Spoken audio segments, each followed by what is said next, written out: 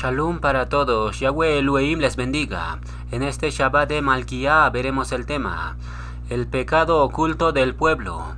El caso del pecado de Acán, pecado oculto, encierra misterios profundos para los últimos días, porque el pecado de Acán representa el primer fracaso en la tierra prometida, y nosotros vamos rumbo a la tierra prometida, y por ende, el pecado de Acán va a tratar de estorbar nuestra herencia.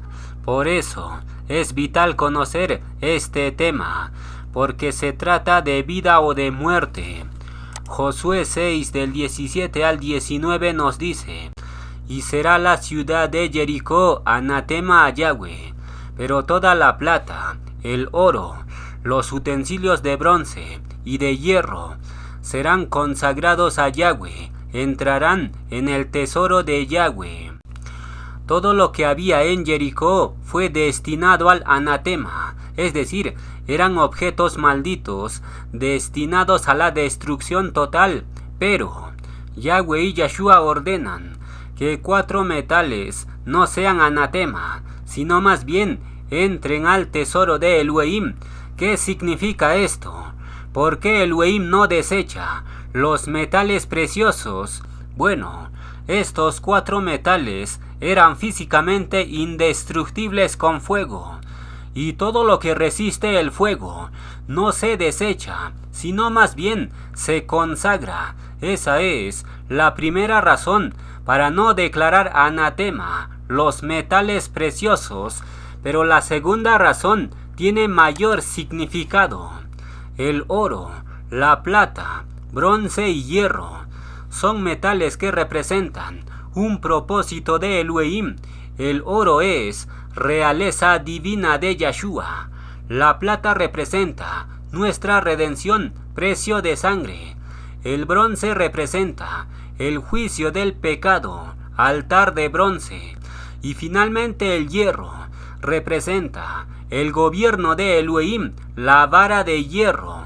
Por tanto, si Yahweh Elohim hubiera dicho: destruyan también el oro, la plata, el bronce y el hierro, estaría diciendo: mi realeza es anatema, oro, mi redención es impura, plata, mi juicio es maldito, bronce, mi gobierno no sirve, hierro. Eso sería una contradicción interna, y Elohim no puede negarse a sí mismo. Por eso, aunque la ciudad de Jericó era anatema, los metales fueron rescatados, purificados por fuego y finalmente consagrados para el servicio a Yahweh y Yahshua. Por tanto, todo objeto de metal no es anatema, y como la espada de Goliat era de metal, de hierro, entonces ahora se entiende mucho mejor por qué Elohim lo tenía guardado detrás del efod. ¿Por qué no lo desecha como hierro profano? Porque el hierro, oh espada, no es anatema. El hierro representa la autoridad del ungido, la vara de hierro. El hierro simboliza la autoridad que Yahshua recibió del Padre, pero también el hierro simboliza la autoridad que Yahshua le da a su malaj Micael hecho hombre. Ahora bien, aquí viene un misterio profundo del hierro. Con el hierro se fabricaba una herramienta de guerra, la espada. Es decir, el hierro representa una herramienta poderosa, y ciertamente todas las herramientas que usa Micael, por ejemplo, Google Meet, Internet, música del sistema, espada de Lucifer, todas esas cosas son simplemente herramientas de hierro que le sirven a Micael para cumplir su propósito celestial. Por tanto, los que quieran condenar a Micael por usar las músicas que Lucifer sacó, esas personas no entienden los misterios profundos.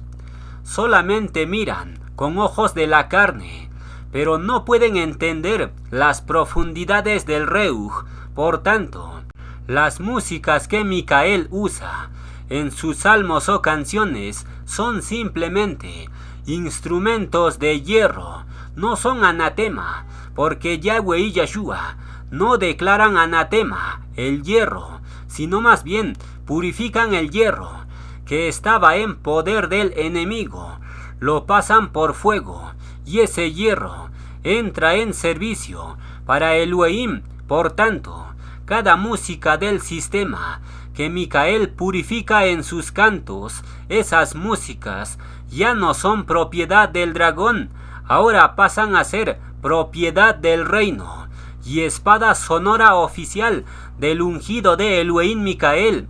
¿Qué significa esto? Micael encarnado está saqueando a Lucifer, le está quitando todos los metales preciosos que el dragón tenía en su poder. Entonces, los 4 metales de Jericó fueron redimidos porque representan los 4 pilares del reino. El oro es Yahshua Rey, la plata es el Cordero Redentor, el bronce es el altar de juicio y el hierro es la vara del vencedor. Cualquier proclamador que entiende este principio puede redimir lo que otros consideran profano. Ahora bien, volvamos a la historia de Acán.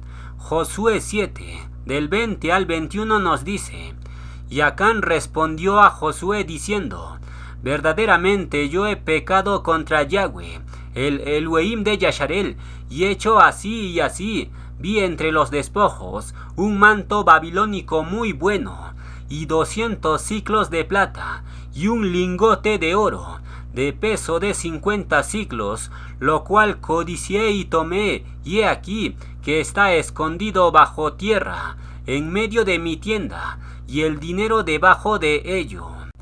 Aquí surge una pregunta clave: ¿por qué en manos de Acán los metales lo descalifican? Porque los robó de lo consagrado.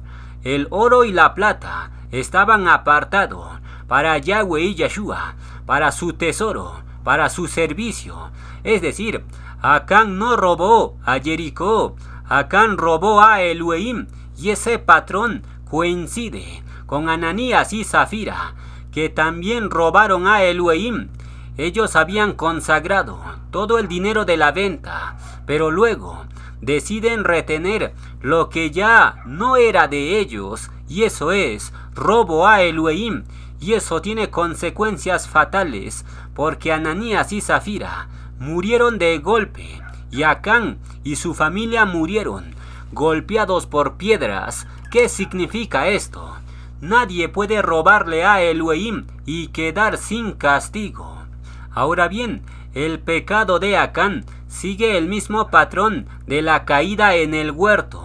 ¿Cómo lo sabemos? Bueno, en Josué 7:21, Acán dice: vi, codicié, tomé y escondí. Y curiosamente, ese patrón es idéntico al pecado original. Jagua vio a la serpiente, codició, tomó del fruto, y más tarde se escondió junto con Adán. ¿Qué significa esto? El pecado de Acán no solo fue la toma de un objeto, fue una reproducción exacta de la caída original. Por esta causa, el final de Acán y su familia fue trágico. Ahora bien, en este punto surge una pregunta clave: ¿por qué en las manos de Acán el oro y la plata se vuelven anatema, pero en las manos de Micael encarnado el oro, la plata y todos los metales no son anatema?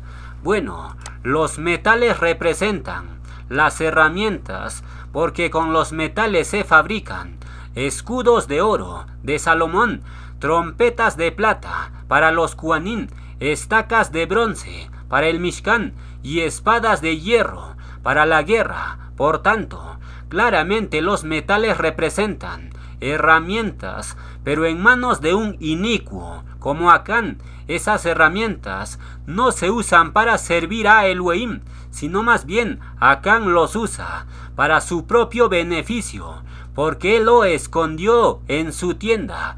Pero Micael encarnado usa los metales que le quita al dragón y los consagra para el servicio a Elohim en su casa, la asamblea.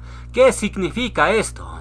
Los metales no son para ambición personal, sino para defender con escudos de oro, proclamar como trompetas de plata, sostener como estacas de bronce y guerrear con espadas de hierro. Es decir, cuando Micael usa los 4 metales que le quita al maligno, eso proféticamente significa que Micael defiende, proclama, sostiene y guerrea. ¿Dónde? En la casa de Elohim, la asamblea, y lo hace bajo dirección de Yahweh y Yahshua. Por tanto, los metales sacados del sistema Jericó, esos metales extraídos, no son anatema en manos de Micael, porque Micael los consagra como cánticos de guerra para Yahweh y Yahshua. Pero en manos de Acán, el inicuo, esos metales sacados del sistema son anatema, porque Acán los usa no para exaltar a Elohim, sino para exaltar su bolsillo y su ego. Por tanto, aquí les presento un cuadro comparativo entre Acán y Micael encarnado. Acán oculta los metales, pero Micael los consagra. ¿Para qué toma el metal Acán? Para guardarlo en su tienda, pero Micael lo usa en la asamblea como arma sonora. ¿Qué hace con el oro Acán? Lo entierra, se lo guarda, pero Micael funde el oro en cánticos de guerra. ¿Qué hace con la plata Acán? No lo da para el altar, pero Micael usa la plata y lo convierte en trompeta profética. ¿Qué hace con el hierro Acán? No lo toma, pero Micael forja el hierro como su espada de proclamación. Y finalmente, ¿cuál es el resultado de que Acán tomara metales? Trae maldición para todo Yasharel, pero Micael usa los metales, herramientas, y trae edificación para la casa de Elohim, la asamblea. ¿Qué significa esto? Los metales sacados del sistema Jericó no son anatema en manos del ungido, pero en manos de los inicuos se vuelven anatema, porque no está consagrado para el servicio a Yahweh y Yahshua. Por tanto, cuando Micael usa la espada de Lucifer, los metales sacados del sistema, esa acción de Micael no es anatema, porque Micael no guarda el oro bajo tierra, lo transforma en salmos de guerra, y por ende, Yahweh y Yahshua pesan, no el objeto o la música de fondo, sino más bien pesan la intención y el corazón, y donde hay consagración, el metal canta. Entonces, nadie puede juzgar a Micael por usar la espada de Lucifer, su enemigo, porque existe muchísimo sustento escritural para esto. Y con este ejemplo de los metales consagrados, queda más que claro que Elohim aprueba que su ungido use los metales del sistema para consagrarlos en su casa. Pero ahora vamos a regresar al tema principal, el pecado oculto de Acán. Según Josué 7:4, Acán y su familia son apedreados y quemados. La pregunta es, ¿por qué el pecado de Acán fue imperdonable? Bueno, la sangre de sus hermanos clamaba desde la tierra. Josué 7:5 nos dice, y subieron, y los de Jai hirieron de ellos como 36 hombres. 36 hermanos murieron por la desobediencia de uno, y Acán guardó silencio. Actuó como Caín, que guardó silencio después de matar a su hermano. Acán tuvo oportunidad de confesar, pero él esperó que el pueblo fuera derrotado, los corazones se quebraran, la honra de Elohim fuera avergonzada, y finalmente esperó que el juicio se acercara a su tienda. Todo esto fue imperdonable. Por eso Josué y el pueblo lo apedrean y lo queman, a él y a su familia. La pregunta es, ¿por qué mataron también a su familia? ¿Qué culpa tienen sus hijos? Bueno, Josué 7:24 nos dice: entonces Josué y todo Yasharel con él tomaron a Acán y a sus hijos e hijas y su ganado, y todos los Yasharelín los apedrearon. ¿Por qué mataron a sus hijos? Es algo simple, porque fueron cómplices con su padre. Lo sabían y no lo informaron. Pero en caso de Coré, los hijos de Coré no murieron juntamente con su padre. ¿Por qué? Por principio de justicia divina. En Devarim 24:16, Elohim dijo: los padres no morirán por los hijos, ni los hijos por los padres. Cada uno morirá por su propio pecado. Por tanto, si los hijos participan del pecado del padre, entonces son juzgados, pero si se apartan y no participan, son preservados como los hijos de Coré. Entonces, claramente se puede saber con la escritura que los hijos de Acán sabían el pecado de su padre, pero no lo informaron, y al final terminaron muriendo junto con él. ¿Qué significa esto? El juicio no viene por ser hijo de alguien que pecó, sino más bien el juicio viene cuando el pecado contamina la asamblea. Si participas, serás juzgado con él, pero si te apartas y lo confiesas, entonces eres preservado. Josué 7:1 nos dice: los hijos de Yasharel cometieron una prevaricación en cuanto al anatema, y la ira de Yahweh se encendió contra los hijos de Yasharel. Un solo hombre pecó, Acán, pero la escritura dice que ese pecado oculto afectó a todo el pueblo. ¿Qué significa esto? ¿Acaso un pecado oculto de un miembro de la asamblea puede afectar a toda la asamblea?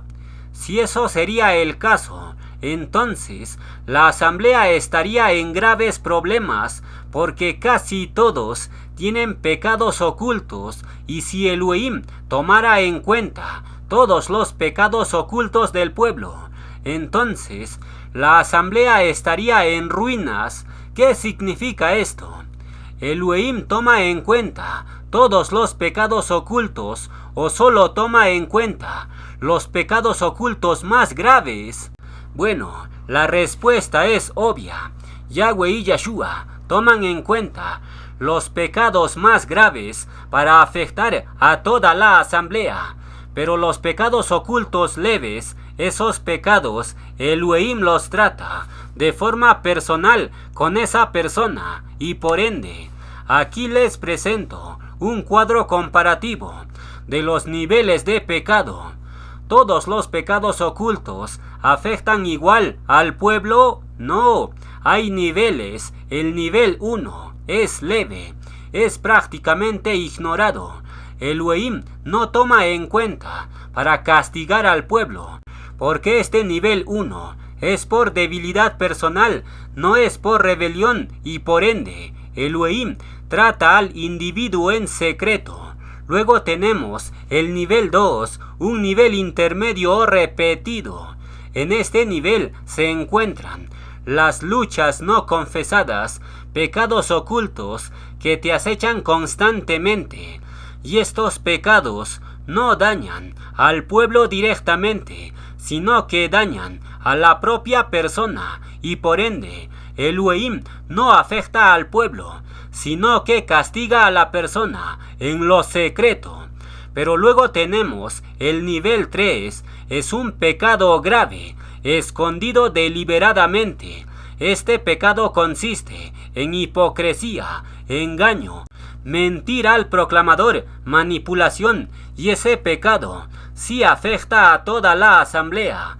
Por tanto, si un miembro de la asamblea, pero sobre todo, si un colaborador cercano, cae en hipocresía, miente deliberadamente al proclamador, entonces Yahweh y Yeshua sí afectan a toda la asamblea, y Elohim detiene el mover de esa persona, y expone al pecador y toda la asamblea. Paga las consecuencias. Por tanto, el pecado de Acán se encuentra en el nivel 3. Es un pecado grave y escondido. Incluye robo, mentira, asesinato y orgullo. Y todo eso fue cometido en un momento de consagración total. Por eso fue imperdonable. Y el pueblo lo pagó muy caro. Tan caro lo pagó que Josué y el pueblo lo apedrearon con furia a Acán y a su familia, porque perder una batalla en plena tierra prometida es como ser humillado en tu propia casa. Por tanto, el pecado de Acán es un pecado único en toda la Escritura. Es el pecado más abominable para todo el pueblo. ¿Por qué? Porque combina varias cosas, le roba a Elohim los metales, miente persistentemente, mueren los inocentes, pone piedra de tropiezo en plena conquista, afecta la promesa, se endurece y guarda silencio hasta el fin.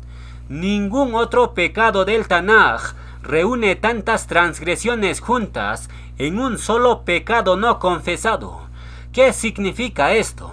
Cuando el proclamador está en batalla a Reujín real, siempre aparece un Acán escondido que quiere frenar la conquista a Reujín. La pregunta es, ¿de qué manera un Acán escondido puede afectar al proclamador en pleno siglo XXI? Bueno, cuando hay pecado oculto grave en sus colaboradores o miembros claves de la asamblea, eso puede traer bloqueo a Reujín. El fluir profético parece estancarse. Las plegarias se sienten pesadas. Existen ataques demoníacos permitidos. El enemigo toma base legal por el pecado grave no confesado. Y sobre todo, generan una carga tremenda sobre el proclamador, porque Josué sintió desfallecer hasta tal punto que incluso se queja delante de Elohim y dice: ¿para qué nos hiciste pasar el Jardín? ¿Qué significa esto? Un pecado grave y oculto de un colaborador cercano genera una carga a Reujín tremenda sobre el proclamador. Si un colaborador murmura contra el proclamador o miente o quiere traicionar al proclamador, entonces ese colaborador tiene que ir ante el proclamador y confesarle con sinceridad, no con mentira. No esperar que Yahweh y Yeshua lo expongan públicamente, como el caso de Acán. Acán tuvo oportunidad de confesar su transgresión, pero guardó silencio hasta que Elohim lo expusiera públicamente. ¿Qué significa esto?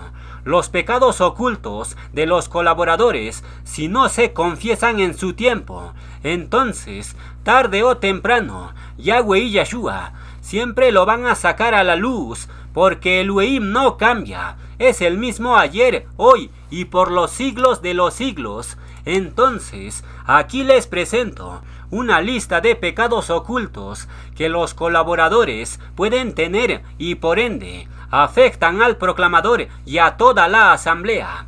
El primer pecado oculto es la envidia a Reujín. Desean tener la revelación o la posición del proclamador, critican en secreto, así como Miriam criticó a Moshe diciendo: ¿acaso por Moshe habla Yahweh solamente? Miriam fue herida con lepra por esto. Segundo pecado oculto, desobediencia secreta. Simulan obediencia pública, pero desobedecen instrucciones en privado. Y el tercer pecado oculto es más grave, pecado sexual no confesado. Cualquier tipo de inmoralidad, lujuria, coqueteos ocultos, adulterio. Este tipo de pecado contamina el altar y detiene el fuego profético. Cuarto pecado oculto, palabras negativas ocultas contra el proclamador, queja interna, mensajes en doble sentido diciendo: ¿qué buen desempeño tiene el proclamador? ¿Cómo pudo poner a ese intercesor? críticas en oculto, por medio de mensajes a otros, pero Yahweh y Yeshua siempre le hacen llegar esos mensajes, porque la Escritura dice: ni siquiera digas algo en tu recámara contra el rey, porque las aves llevarán el mensaje. Es decir, en el reino de Elohim, todo pensar y palabra tiene resonancia a Reujín, porque hay malaquín oyentes que informan todo. Por tanto, todo lo que se murmura se escucha en lo alto, y Elohim se lo hace saber a su proclamador, y por ende, todo murmurador del entorno es un Acán moderno. Parece parte del ejército, pero tiene escondido algo que detiene la conquista. ¿Cuál es la conclusión de todo esto? Dejen la murmuración y la queja, y pídanle perdón a Elohim si cayeron en murmuración de forma inconsciente.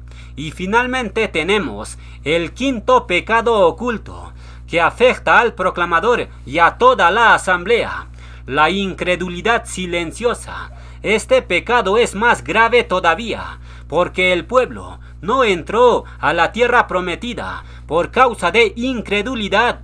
Si alguien de la asamblea está dudando del llamado del proclamador, entonces eso es más grave que un adulterio. ¿Por qué? Bueno, la incredulidad silenciosa no grita, no confronta, no murmura abiertamente, simplemente no cree. Pero esa falta de emuná, aunque callada, retumba en los cielos como clamor de rebelión. Hebreos 3:18 nos dice: y a quienes juró que no entrarían en su reposo, a los que desobedecieron, y vemos que no pudieron entrar a causa de incredulidad silenciosa. ¿Qué es la incredulidad silenciosa? Es una actitud interna que dice: no creo que este proclamador sea realmente el Malach Micael hecho hombre. Tiene muchos defectos. Esos creyentes nunca lo dicen en voz alta, pero lo piensan, lo sienten así y lo proyectan en su reuj. La pregunta es: ¿qué efectos provoca esta incredulidad? Bueno, el proclamador empieza a sentir oposición invisible, desánimo sin causa, un ambiente tóxico. La incredulidad es como levadura, se disfraza de prudencia y con palabras sutiles, pero introduce duda en los inseguros. La pregunta es: ¿cómo se detecta la incredulidad silenciosa? Bueno, el proclamador siente palabras frías o indiferentes. Segunda de Crónicas 20:20 nos dice: creed en Yahweh y estaréis seguros, creed a sus profetas y seréis prosperados. Si un creyente no cree en su proclamador, entonces pierde la prosperidad a Reujín, pero también pierde la protección de Yahweh y Yeshua. ¿Qué significa esto?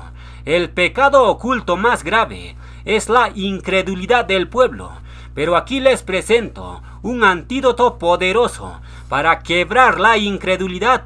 Habacuc 3:17 nos dice: aunque no haya fruto en la vid, con todo, yo me alegraré en Yahweh con cánticos. El profeta Habacuc rompe la incredulidad exaltando la fidelidad de Elohim, y el rey David también conocía este misterio. Por eso escribió un salmo diciendo: puso en mi boca cántico nuevo, exaltación a nuestro Elohim. Verán esto muchos y temerán y confiarán en Yahweh.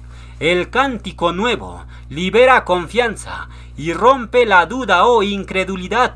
Por tanto, cerramos la enseñanza con una colección de cánticos nuevos del proclamador Micael.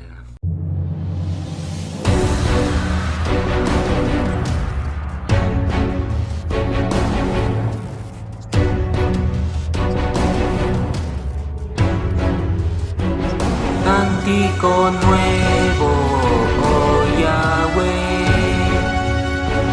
como sellado canto hoy, con voz de trueno, voz de arpista, canto delante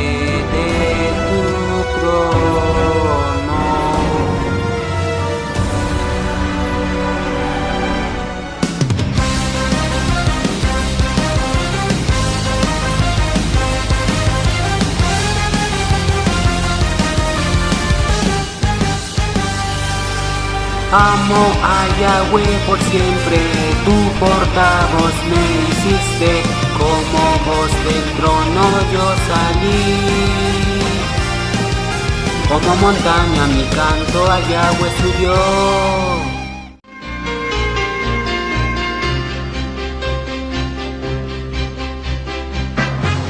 Mi corazón vibra para ti, me envuelves con tu fuerza y poder. Voy a amarte por siempre, mi creador. Oh Yahweh, tú eres el camino para mí. Voy a seguirte hasta el final. Oh Yahweh, ¿quién es como tú? El Shaddai, Boreín, oh Yahweh, tú me llamas hoy. Micael, con tu fuerza lucharé. Al dragón lo venceré, a sus huestes lanzaré. Del cielo los arrojé. Oh Yahweh, ¿quién es como tú? Elión, tu poder es total.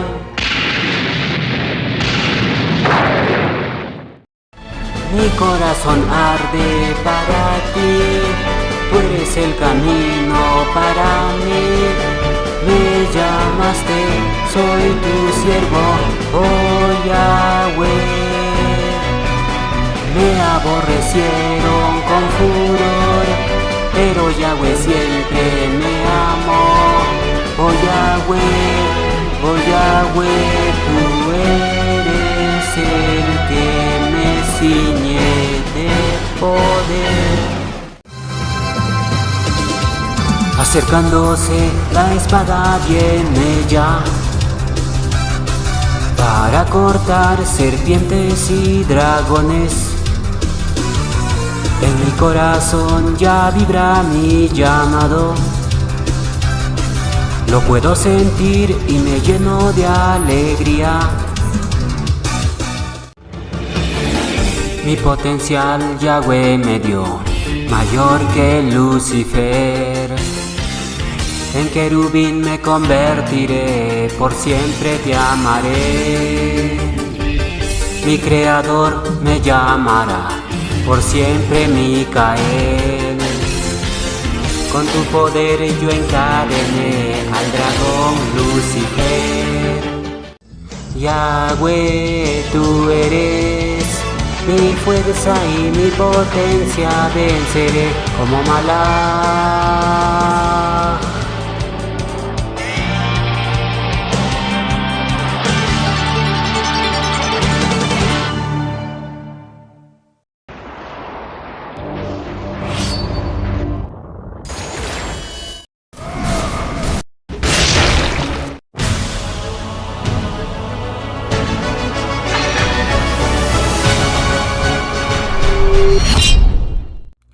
Vamos a continuar con la enseñanza. Seguiremos profundizando en el tema, el pecado oculto del pueblo. Ahora vamos a examinar la historia de Ananías y Zafira, porque ese caso también es un pecado oculto grave. Hechos 5 nos dice: pero cierto hombre llamado Ananías, con Zafira su mujer, vendió una heredad y sustrajo del precio. Sabiéndolo también su mujer, y cayendo Ananías a los pies de Kefas expiró, y entraron los jóvenes y lo sacaron. El nombre Ananías en hebreo es Hananyah y significa Yahweh es compasivo, o también significa a favor de Yahweh. Pero es irónico que un hombre con este nombre muera de esa forma.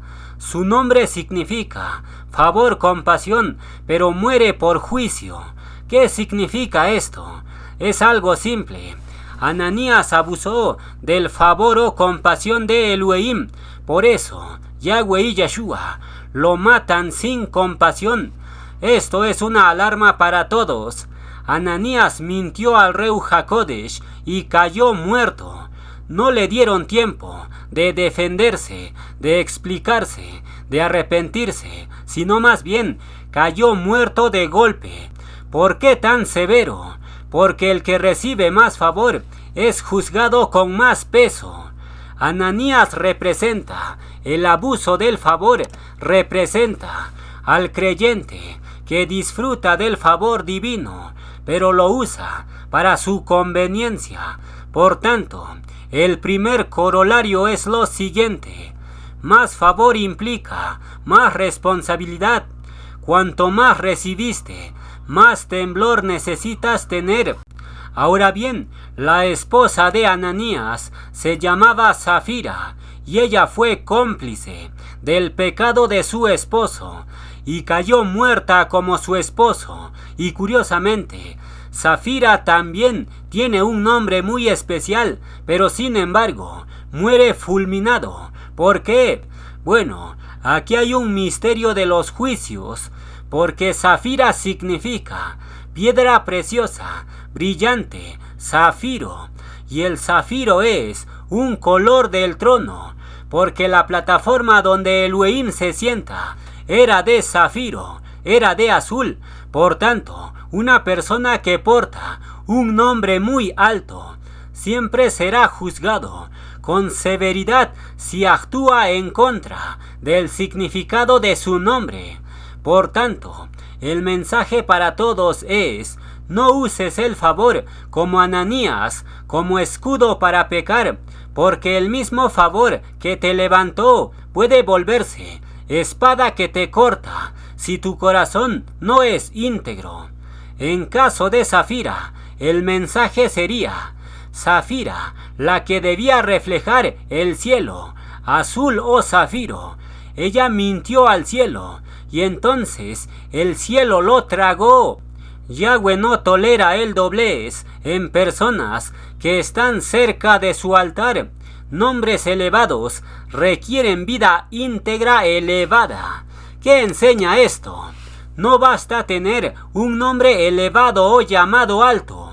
Si no vives conforme a lo que portas, entonces el juicio vendrá con fuerza multiplicada. Safira representa a los creyentes con doblez, a esos creyentes que mienten al proclamador y por ende, si no se arrepienten, el juicio vendrá de forma súbita. Entonces, Safira significa piedra preciosa, brillante, brillante por fuera, pero huesos muertos por dentro. Es un sepulcro blanqueado. Por tanto, el segundo corolario es: nombre sin naturaleza es igual a juicio inevitable. Devarim 23:21 nos dice: cuando hayas hecho voto a Yahweh, tu Elohim, no tardes en pagarlo. Lo que hubiere salido de tus labios guardarás y lo cumplirás. Cuando alguien promete dar un monto con su boca, eso queda sellado en los cielos, y si alguien lo disminuye a la hora de dar, eso es un robo directo a Elohim. Serías un Ananías y Safira, juzgado sin remedio. Por tanto, la frase profética es: lo que prometes con tu boca es fuego que sube al altar. Si reduces el fuego, el altar se apaga y el cielo responde con juicio. Hechos 5:6 nos dice: y levantándose los jóvenes, lo envolvieron, lo sacaron y lo sepultaron. Los jóvenes sacaron al muerto de la asamblea, sacaron a Ananías y también a su mujer y lo enterraron. La pregunta es: ¿cuál es el significado a Reujín de que los jóvenes sacaran el muerto de la asamblea? Bueno, esto tiene un misterio profundo. Con el llamado del portavoz Micael, ¿cómo lo sabemos? Bueno, 5 meses antes de que el anterior proclamador partiera, 5 meses antes, Yahweh y Yeshua le permiten a Micael conocer al anterior proclamador, que era obviamente un hombre mayor que el portavoz. Micael lo conoce por una llamada y algunos mensajes, pero Elohim nunca le permitió conocerlo en persona. ¿Qué significa esto? Aquí hay una clave profética tremenda, porque aquí ocurrió una transferencia de mando invisible. Hechos 5:10 nos dice: y levantándose los jóvenes, lo envolvieron, y lo sacaron y lo sepultaron. Ese detalle no es accidental. ¿Por qué no lo sacaron los ancianos? ¿Por qué no lo sacaron los emisarios? ¿Qué representa? Que los jóvenes saquen a los muertos. Bueno, los jóvenes representan a los nuevos proclamadores, y sacar el muerto significa cerrar el ciclo del anterior siervo, darle honra silenciosa y continuar con el fluir profético. Los jóvenes no profanan el cuerpo, ni murmuran, ni analizan, solo honran el cierre de un ministerio, sin cuestionar los motivos de la partida, y por ende, cuando un joven entierra a un muerto, esa acción abre el camino para el nuevo proclamador. Y aquí viene otra pregunta clave: ¿por qué Elohim no le permitió a Micael conocer en persona al anterior proclamador? Bueno, para cortar toda dependencia emocional, para que el portavoz no cargue con nostalgia un enlace almático, pero sobre todo, para que Micael reciba su llamado, no por mano humana, sino directamente del cielo. Por esta causa, Yahweh y Yeshua nunca le permitieron conocer en persona al anterior proclamador. Waikra 10:3 nos dice: los que se acercan a mí me han de consagrar. Aquí se revela una clave profética profunda para cualquier siervo o colaborador. ¿Cuál es esa clave? Un intercesor debe ser totalmente transparente. Es decir, no puede hablar mentiras y menos recalcar una mentira. Y en este punto vamos a entrar en un tema candente, porque no es mi intención sacar este tema, pero Yahweh y Yeshua quieren sacarlo. El proclamador le pregunta a un intercesor suyo diciendo: dime la verdad, lo que sucedió realmente, con sinceridad. Y el intercesor da una versión diferente a lo que le contaron al proclamador. ¿Qué significa esto? ¿Quién está mintiendo? ¿El intercesor o alguien quiere calumniarlo? Bueno, esa respuesta solo Yahweh y Yeshua lo saben, pero vamos a tomar este ejemplo para explicar una verdad profunda. Waikra 10:3 nos dice: los que se acercan a mí me han de consagrar. Un intercesor está más cerca del fuego, tiene mayor responsabilidad y por eso no puede permitirse ni una sombra de engaño.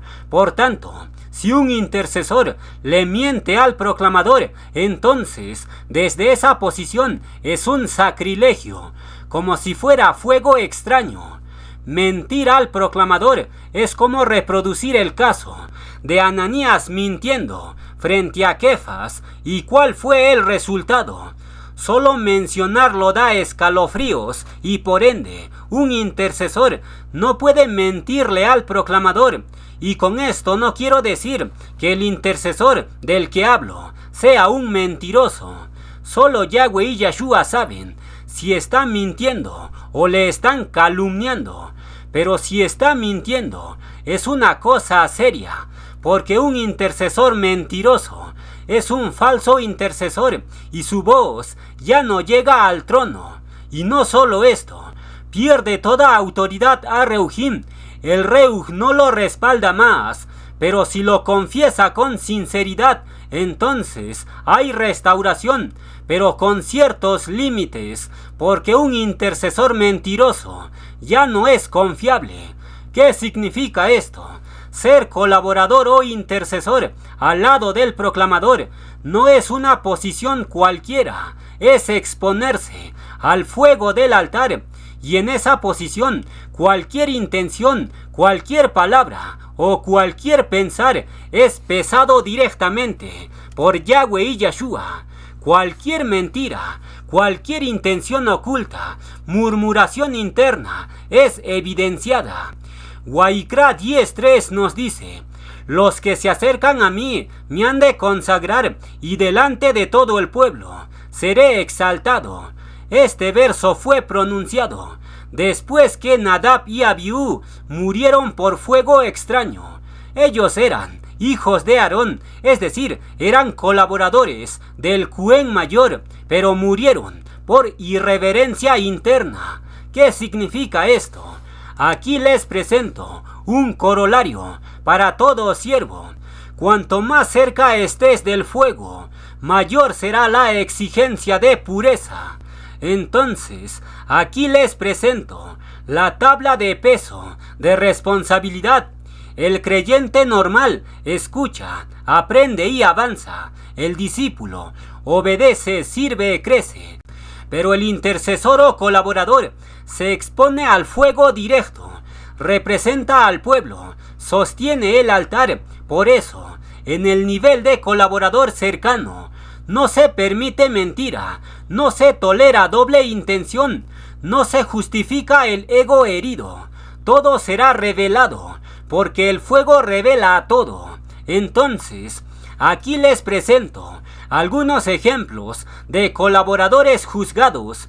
En primer lugar tenemos a la cabecilla de los soberbios, Lucifer. Él era un colaborador muy cercano, el brazo derecho de Yahweh y Yeshua, pero tenía un orgullo oculto en su corazón, y finalmente Elohim lo juzga y Lucifer cae. En segundo lugar tenemos a Acán. Él era miembro del ejército de Josué, pero su codicia escondida lo mató. Luego tenemos a Ananías y Zafira. Ellos eran colaboradores cercanos porque daban ofrendas, pero una mentira los fulminó. Luego tenemos a Absalón. El propio hijo del rey David lo traicionó y muere colgado. Y finalmente, Judas Iscariote, el tesorero, que había sido elegido por el propio Yeshua, pero al final lo traiciona y se suicida. ¿Qué significa todo esto? El pecado oculto de los colaboradores, Yahweh y Yeshua juzgan con fuego severo, y en caso de los impíos es peor, porque los pecados ocultos de Jezabel fueron juzgados tan fuertemente que ni siquiera los perros quisieron comerse el cráneo, las palmas y los pies de Jezabel. ¿Qué significa todo esto? En el juicio a Jezabel hay un misterio muy grande, y Elohim lo va a destapar.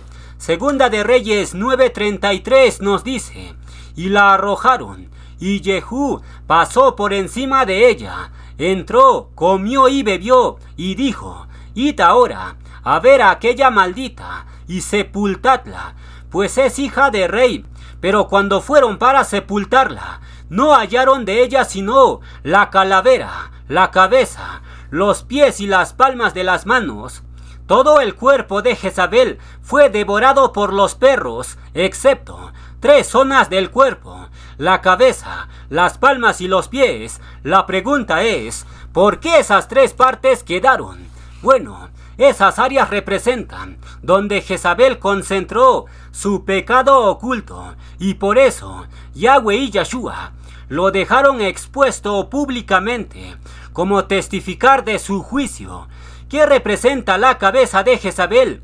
Representa su pensar oculto, las maquinaciones secretas, las intenciones mentales perversas. Por tanto, Elohim deja la calavera de Jezabel para que el mundo sepa que la mente de Jezabel estaba podrida, y por ende el juicio cae incluso sobre los pensares ocultos. Proverbios 21:2 nos dice: porque Yahweh pesa los pensares. Ahora examinemos las palmas de Jezabel. ¿Por qué los perros no quisieron comerse las palmas? Bueno, las palmas representan obras ocultas, acciones secretas de manipulación, escrituras falsificadas, uso del poder para controlar y según la escritura.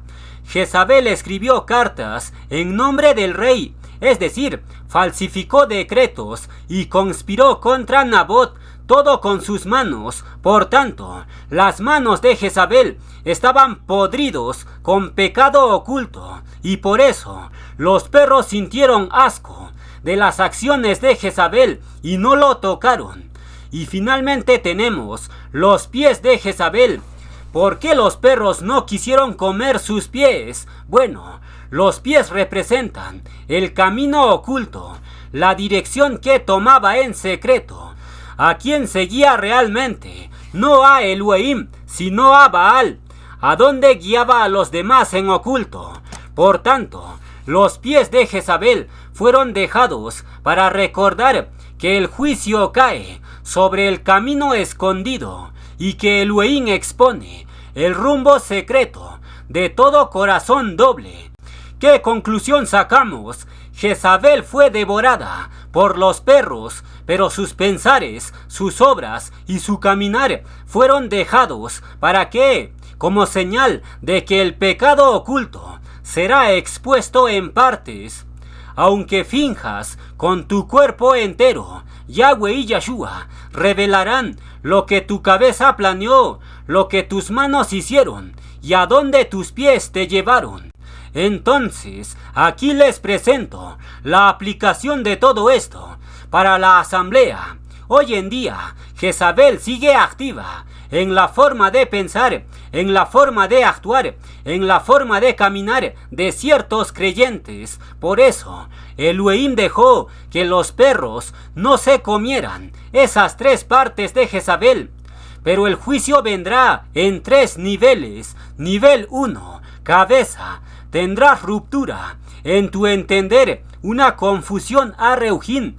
Nivel 2, manos. Vas a fracasar en lo que emprendes y por ende pierdes influencia. Y finalmente nivel 3, pies. Elohim te hace caer públicamente. Entras en rumbo bloqueado, un desvío total. Esos 3 niveles de juicio, Yahweh y Yahshua lo tienen preparado para los creyentes Jezabel. La pregunta es, ¿cómo identificamos al Reuj de Jezabel? Bueno, Jezabel no siempre es mujer, puede operar también en varones. Jezabel no siempre es sexual, puede ser control, manipulación o falsos sueños. Jezabel no ataca de frente, se adhiere, se infiltra, se acerca al proclamador y sobre todo, Jezabel tiene apariencia de piedad y servicio. Es decir, Jezabel está metido como colaborador del proclamador. ¿Qué significa esto? Alerta máxima en los colaboradores, porque el Reuj de Jezabel no está lejos del proclamador, está en los creyentes, muy cercanos a él. La pregunta es, ¿qué actitud muestran estos creyentes Jezabel? Bueno, manipulan en privado y dicen, yo sugiero esto, usted debería hacer esto. Son órdenes sutiles, pero el proclamador lo nota, porque Yahweh y Yahshua se lo revelan. Pero sobre todo, el Reuj de Jezabel envidia la revelación del proclamador y se ofende cuando el proclamador lo destapa. ¿Qué conclusión sacamos de esto? Jezabel no se presenta como enemiga, sino como ayuda. No se opone con gritos, sino con consejos suaves. No te ataca con espada, sino con una sonrisa. Y en este punto vamos a tocar un misterio profundo de los perros. ¿Quiénes devoraron a Jezabel? Fueron los perros. La pregunta es, ¿por qué Elohim envió perros y no leones para devorar a Jezabel? Bueno, los perros representan una deshonra y sumado a esto, Revelaciones dice, los perros estarán fuera, es decir, toda persona que no quiere ser Kadush será deshonrado y devorado por perros o demonios fuera del reino. Revelaciones 22:15 nos dice: los perros estarán fuera. Los perros representan a las personas inmundas como Jezabel. Esas personas no entrarán a la nueva Jerusalén, sino estarán fuera, bajo juicio.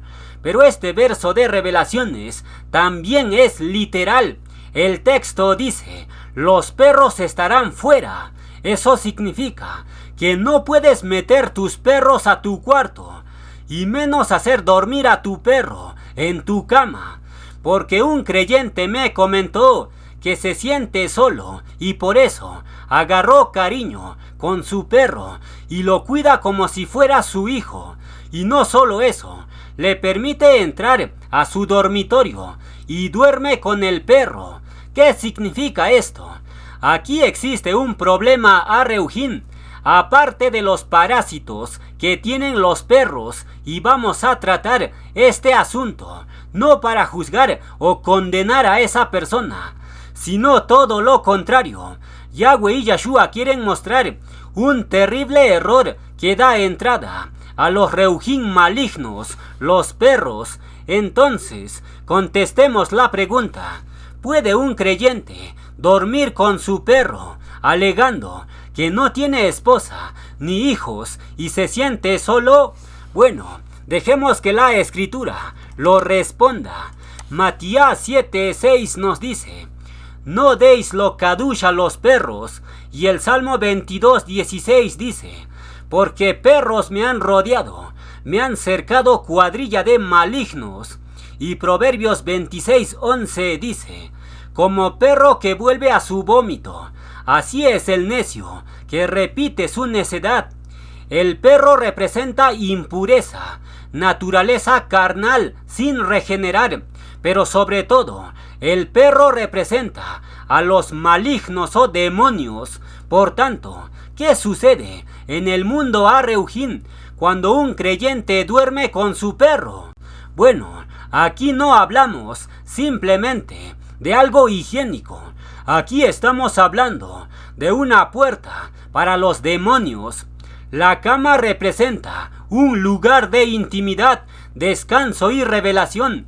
La cama es el altar emocional del alma. Por tanto, cuando un creyente permite que su perro acceda a su cama, el creyente mezcla su espacio de comunión con un símbolo del maligno, el perro.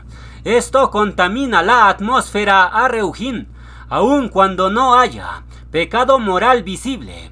En tu cama, Elohim te puede mostrar una visión o sueño profético, pero tener un perro en la cama puede estorbar que Elohim se acerque a ti, porque Elohim necesita un ambiente de pureza. Entonces, ¿es pecado tener un perro? No. Lo puedes tener como animal de compañía, pero no lo puedes meter a tu cama. Tampoco tratarlo como si fuera tu hijo. Eso es idolatría emocional. Cuando un creyente duerme con el perro, le está diciendo al cielo: acepto tener mezcla en mi altar, acepto compartir mi monte con lo animal, y el Reu HaKodesh se aparta, y ese vacío los demonios lo reclaman. ¿Qué significa esto? Meter un perro a tu cama, y peor aún, tratarlo como hijo, revela claramente un pecado oculto. No es algo grave, pero claramente es una influencia de Jezabel, porque Jezabel usa la soledad del hombre para desviarlo hacia sustitutos del pacto, mascotas como hijos, muñecas afectivas, pasatiempos obsesivos, etc. Bereshit 1:28 nos dice: y señoree el hombre sobre los peces del mar y sobre todo animal. Cuando un creyente se inclina emocionalmente al perro, lo consiente como hijo, se esclaviza a sus necesidades, entonces invierte el orden del reino. De amo pasa a ser siervo del animal. Eso es mezcla, eso afecta la autoridad a Reujín del creyente. ¿Cuál es la conclusión de esto? El creyente que abraza a su perro como su hijo revela que hay un vacío en su corazón.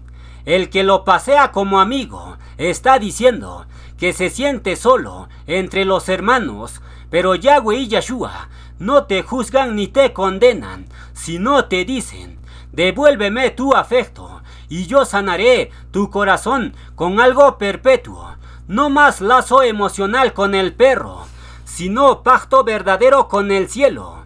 Números 14:24 nos dice: pero a mi siervo Caleb, perro, por cuanto hubo en él otro Reuj y me siguió fielmente, lo meteré en la tierra. Una cualidad positiva del perro es que te sigue fielmente, de todo corazón, y el nombre Caleb curiosamente significa todo corazón. Él siguió a Elohim de todo corazón, y su nombre Caleb puede traducir literalmente como perro, pero no en sentido negativo, sino en el sentido de un siervo fiel. Pero aquí viene un detalle clave. Muchos han tomado el ejemplo de Caleb para tratar de justificar su apego emocional al perro, pero eso la escritura no lo enseña. Caleb fue llamado perro por su fidelidad a Yahweh y Yeshua, no por un afecto hacia perros literales. Un creyente que justifica su apego excesivo al perro con Caleb cubre su apego con lenguaje a Reujín, pero en realidad su corazón está unido emocionalmente al perro, no a Elohim. ¿Qué podemos decir como conclusión? Yahweh y Yeshua no comparten su honra con nadie. No pueden aceptar que le dediques mucho tiempo al perro, pero descuides el tiempo de intimidad con él. Tú fuiste creado como amo del perro, no como siervo del animal. Por tanto, cerramos la enseñanza con un cántico al estilo de Caleb. Caleb siguió a Elohim de todo corazón y por ende cerramos con un cántico de todo corazón.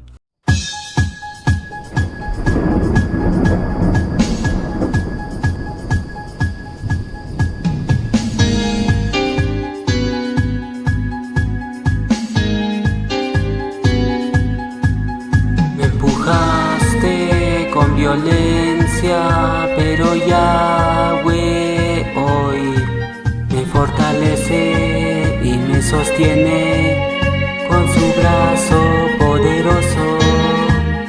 Tú me diste nuevo nombre, voy a amarte con toda mi fuerza, toda mi alma, mi corazón vibra por ti.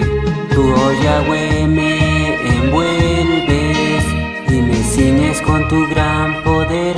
Soy tu siervo Micael, oh Yahweh, derribe a Lucifer. Yahweh es luz que me alumbra hoy, soy tu malaj que testifica hoy en la viña de tu pueblo. Mi corazón arde para ti, tú eres el camino para mí. Me llamaste, soy tu siervo, oh Yahweh. Voy a amarte por siempre, mi creador. Oh Yahweh, tú eres el camino para mí. Voy a seguirte hasta el final. Soy tu siervo, aquel querubín que ungiste. Tú me diste nombre, oh Yahweh, siempre voy a amarte. Tú eres mi fuerza, mi nombre es Micael. Yahweh me llamó para ser querubín. Tu sendero, oh Yahweh, me guía. Tú me diste para siempre nombre. Contigo, oh Yahweh, siempre venceré, porque tú eres mi fuerza y mi corazón por siempre te amaré. Micael es mi nuevo nombre. Oh Yahweh, ¿quién es como tú? Lanzaré ángeles caídos. Oh Yahweh, tú eres luz inmortal.